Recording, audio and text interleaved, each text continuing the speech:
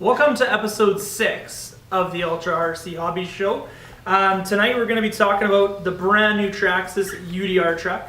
We're also going to give you 6 things that you should know about your Lipo batteries and how to store them properly. So we're going to do a full in-depth of the UDR here. And I'm going to drive it. No, that's not till later. Now you're just teasing the folks. So this is the brand new Traxxas Ultimate Desert Racer, or UDR for short. This is the 6S capable brand new VXL 6S system, as well as full-time 4-wheel drive, solid rear diff, independent front suspension. It actually does have a locked rear differential and a open front viscous differential. So let's pop the 12 screws out and take this body off. Well, we kind of already did pop the screws out because it's kind of a brutal process. Yeah, it wasn't easy to remove. No, you kind of got to work around this front bumper here. So you get a body, and it looks kind of like the Yeti body. You get an open rear cage section, so you can see the 2 visible usable spare tires. Yeah, usable spares. Usable spare drive shaft with the truck. For the rear, yeah. So you get rear sway bar pre-attached. 2 shocks per corner, so they're both going to be oil-filled shocks, but one's going to have a spring and one's just going to be a for looks shock, we'll call it, but it still will be oil-filled. Front sway bar, you're going to get limiting straps in the back. Yeah, rubber limiting straps in the back. We also get your full waterproof Traxxas goodness, so the receiver box is waterproof. The ESC is way back in here, buried in there. You also get lots of scale detail, reservoirs for your shocks. You get fire extinguishers that actually do have a Traxxas label on there, so pretty neat. You get an oil can, jack in the back, batteries. We also get something really neat on this truck. Traxxas did a cool job with their battery hold down. So this will take 2 2,000 series, 2 3,000 series, or a singular 4S. But the cool thing is you just pop this latch and pull this whole plate back, and that's actually where you put your batteries. So the cool thing is you don't have to take the body off or any of the cage work out to get to your batteries. So super easy and handy, and then it just clips back in and you slide it forward and you're done. And another cool thing is Traxxas actually puts both the plugs molded right into the bottom cage section too. So pretty neat. So you slide that forward, lock it into place, you're done. Metal rear drive shaft stock, metal body shock stock. You get a pretty sweet truck, honestly. And it's big. It's a big. Large truck. People do not realize how big this is. This is 27 inches, nose to tail. So it is going to be 1/7 scale, they're calling it. It's an inch shorter than an X-Max, so it is pretty cool. You get full 4-link rear end and a lot of cool extra goodies. Is there anything else we missed? I think we're good. I think we got everything. Yeah, you have to come down to Ultra and see the size of it compared to a Slash. It is pretty impressive. Yes. 13.5 pounds of pure awesome. 2.2-inch rims, BF Goodrich tires. Yeah, solid truck. We're going to have some running videos probably in the next week or 2. Myself and a couple other guys from the Ultra team are actually going down to Chilliwack, BC. And we are going to have a huge race series with these. There's going to be about 9 or 10 of them on the track at once. So wish us luck for that. But there will be some cool running videos in the future.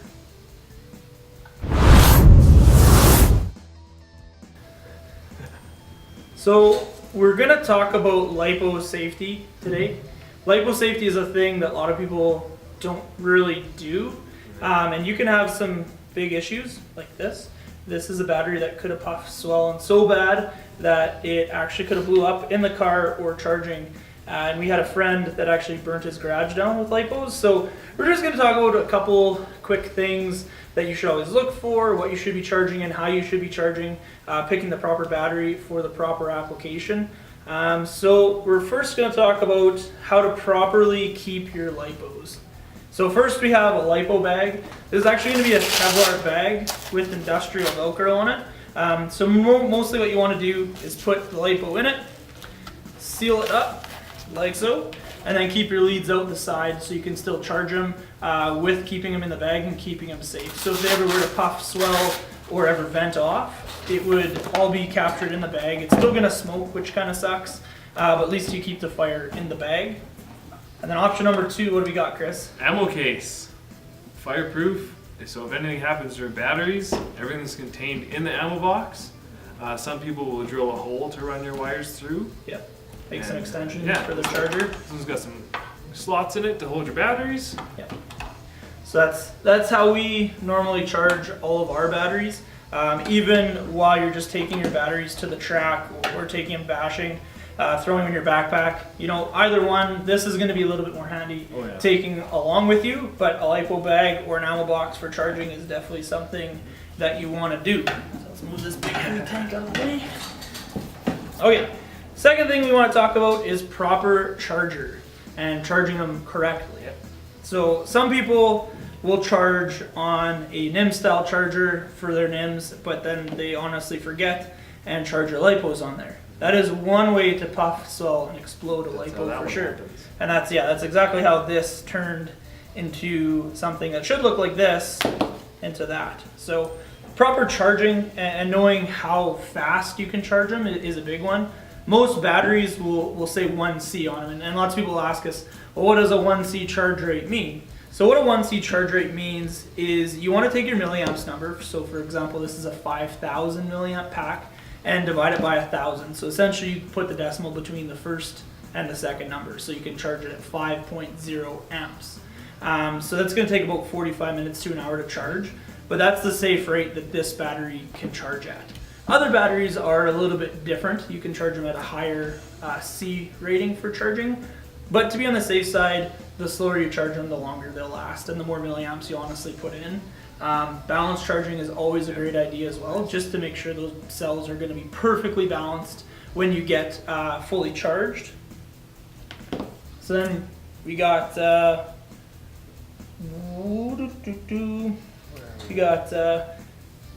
what should we do after we're done running? Put this in storage mode. Yeah. If your charger does not have a storage mode feature, usually people will charge it for about half an hour from dead, somewhere around there. Yeah. Another good thing to know if you're in storage mode or not is pick up a Lipo checker. So this thing just plugs right into the balance board, and it's going to show you each individual cell voltage. So this battery is currently in storage mode. So each individual cell is at 3.87 or 3.8 volts per cell. So if you don't have a Lipo checker, they're really, really good. You can also do a total pack voltage, and as long as it's around 7.7 or 7.8 volts, if it's a 2-cell, you're pretty much good to go. And then the last thing we really want to talk about is picking the proper battery for your application. So every battery is going to have a C rating on it, and most of the time that'll be its continuous rate that it can actually discharge. So if we do a little math, and I know this is everyone's favorite subject in school, we take the milliamps number and again divide it by 1,000, so we have 5.0, and then we times it by our C rating, so we times it by 35 in this case, and we get 175 amps. So this battery, fully charged at 5,000 milliamps, can produce 175 amps, which is great for 2-wheel drive slash or 4-wheel drive slash. But the problem that lots of people forget is when you start depleting this battery, and so you only have half its milliamp capacity left, now that number for discharge is actually going to decrease. So you want to say times it by 2.5 because we only have 2,500 milliamps left, and times that by 35 because that's still our C rating. And now we're only down to 87.5 amps. So that's really pushing it if you have a bigger 8-scale truck that needs about 100 or 120 amps burst. That's usually when you'll start seeing puffing and swelling and a lot of heat in your battery. So picking the proper battery for your application and knowing what your speed control can actually handle and what it actually needs to continuously run your truck is always a good idea.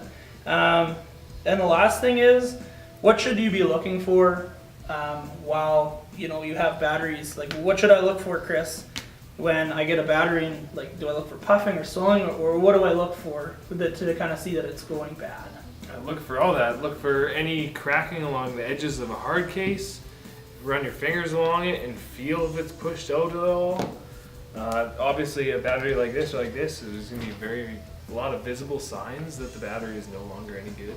Am I going to get longer charge times if my battery is going bad, like on a balance charge? No, you're not going to get near as good runtime or charge time. Yeah, I think usually the charge time increases Yeah, it's because gonna take they're a lot going to longer to have fill those cells one up. cell that's usually bad.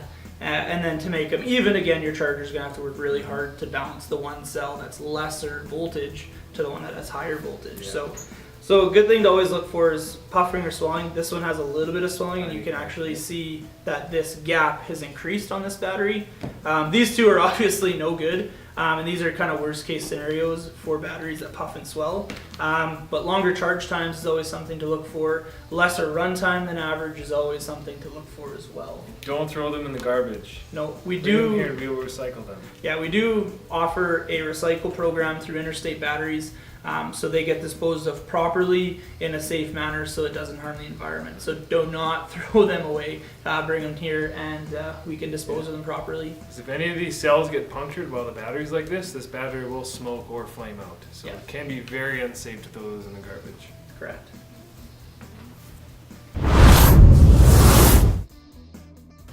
So this is the Suzuki Jimny that I just finished building. I posted a picture of it earlier this week, and I just finished it a few days ago. And it's a pretty basic kit from Tamiya. Comes with your motor speed controller, just like all the other ones we went through last episode. But this guy is 4-wheel drive, so you get a little bit more handling, acceleration from it that way. And I'll post some pictures on Saturday if you guys want to see all of the build throughout. You can take a look at it through there. Yeah, and that's going to be posted on our Facebook page. I'm thinking probably like 11 or 12, like noon, on our Facebook page. So make sure you go on our Facebook page, Ultra RC Hobbies, and take a peek at Chris's latest build. So this was kind of a surprise segment. We just kind of threw it in there. But yeah, if you guys want to know more, like I said, Saturday, so tomorrow, I guess, at 11 or noon, we'll be posting some more in-depth pictures. I'll take a brief drive. Get off your watch phone, Aaron. We're doing a video. Sorry. Still working. It's after hours, we're still working. So that was the end of episode number 6 of the Ultra RC Hobbies Show. So don't forget to like, comment, and subscribe on YouTube. Don't forget to like, share, and comment on Facebook as well. I got it right for once, which is a bonus, because that's usually Chris's segment. But yeah, thank you guys so much for the support on both Facebook and YouTube. And yeah, as long as you keep posting questions in the comments, we can do Q&A sections. Yeah, so that was episode 6. That's awesome.